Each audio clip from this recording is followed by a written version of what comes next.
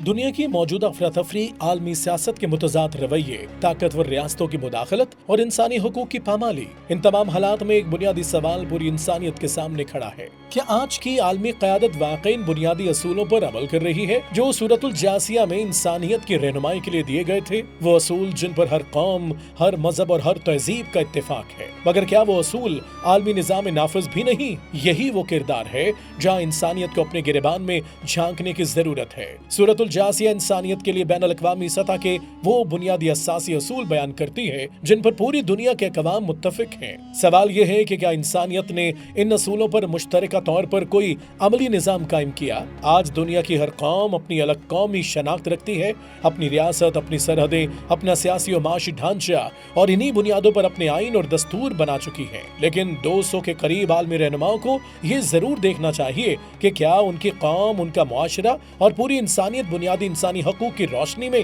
अपनी जिम्मेदारी पूरी कर रही है। हकीकत यह है कि आज दुनिया के ताकतवर ममालिक दूसरी रियासतों की सियासत में मुदाखलत करते हैं, उनकी मईशतें तबाह करते हैं, उनकी मंडियों और वसाइल पर कब्जा करते हैं और इंसानी हकूक की खुली खिलाफ वर्जियों के बावजूद अक़वाम मुत्तहिदा के अपने ही चार्टर को नजरअंदाज करते हैं। सवाल यह है कि क्या यही आलमी अदल है? दुनिया के ये ममालिक क्या खुद कुदरती तरीके से वजूद में आए? क्या वहाँ के अक़वाम को आज़ादी और हुर्रियत के उसूल पर रियासतें बनाने का हक दिया गया, या आलमी साम्राज्य ने अपनी मर्जी के मुताबिक दुनिया की बंदरबांट की? उम्मत मुस्लिमा को आज भी 1916 का साइकोड पाइकोड मुआहिदा याद रखना चाहिए, जिसमें बरतानिया और फ्रांस ने खिलाफत उस्मानी की सरजमीन तकसीम कर ली, कुर्दों को 4 मुल्कों में बांट दिया गया, पठानों को 2-3 रियासतों में अरबों की 14 रियासतें बना दी गईं और फिर एक हिंदुस्तान को 7 हिस्सों में तकसीम कर दिया गया, जबकि यूरोप के 25 ममालिक को इकट्ठा करके यूरोपीय यूनियन बना दिया गया। अगर हर कौम आजादी और हुर्रियत का हक रखती है